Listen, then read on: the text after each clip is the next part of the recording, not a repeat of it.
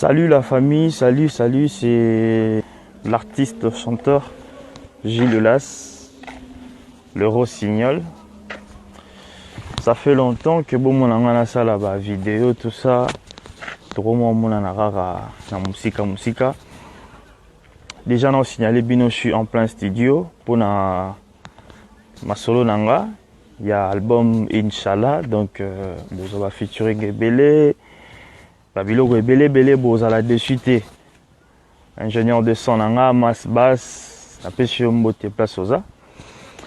Donc voilà quoi. Les lots vraiment ça fait mal na uchota la elo moro boye na les news. En tout cas non c'est na vie zoro mabia là na Marie Laure Mwaka avant bo postara biloko vraiment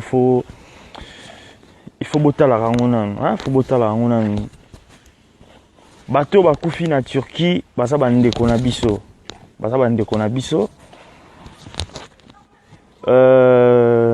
Misusu o mituna bango sala raté, donc ba fi o mituna bango sala raté pona bango. Ba moni yango eza sikaneti ya créer buzz.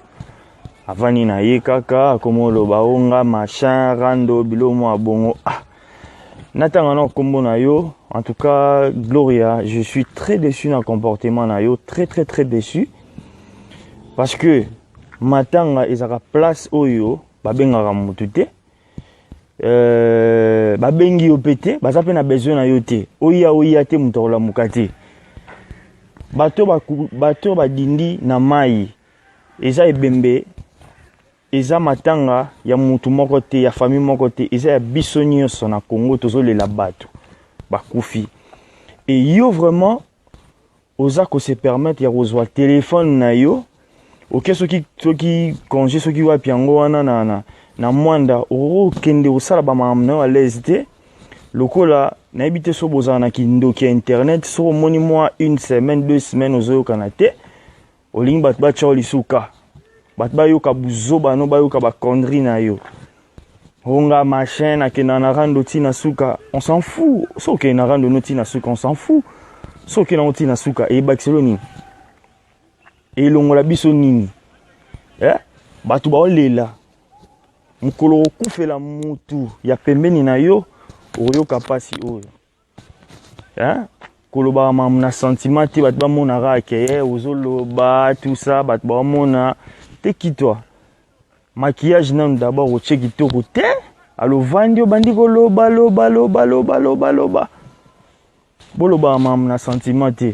En tout cas non senga vie zoro mabia la Marie Laure Mwaka bilo muso avele kana ba les news wana fo botala kananu avant bolekisa rango bato mususu baroya raté po ba match bato bakanda donc to vandi tozo regretter bato bakufi toza na souci ya ba famille babungisi bato après yozo ya susu kolo ba connerie ezaka makambo ya selete la fille o abungi o to bungisi mais ba membre mususu ya ba famille bakufeli bato na naufrage so ayoki yozolo bandengo wana est-ce que ba sepela na yo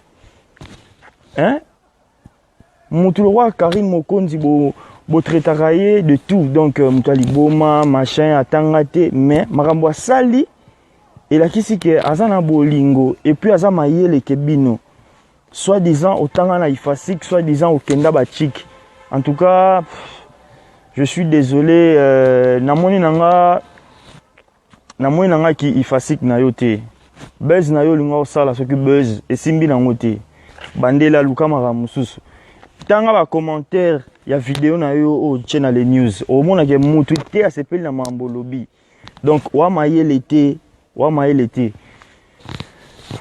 bandeko désolé vraiment naza un peu monté na marambo la fia lobby ce qui place moko boyinga pe na déconner bolimbisanga mais Gloria Olangi oza mukolo na mboko koza même na 5 bana avant zwa téléphone na yo na caméra au filmer milobelaka vraiment est-ce que maman lobe ko sepelisa bato boloba kama makambo te po na loba kaka na musala oyo zo sala wana na musala lo sala kana na ba français no etengama wana yo kasi pena lelo so internet ezaki te ba telemisi ba noela madinga batelemisi ba mami lela yo ozala mais botika biso na ba buzz na bino ezanga tina toza besoin makambo te toza besoin makambo wana te.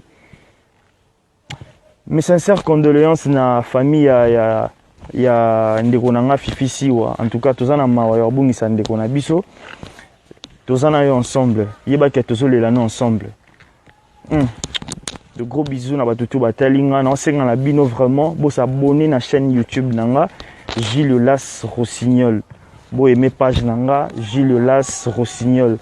Makamba bien zoya bientôt toza na Paris wana pour na sala ma mususu esengi vraiment bo comprendre ngo lobby quoi. Merci.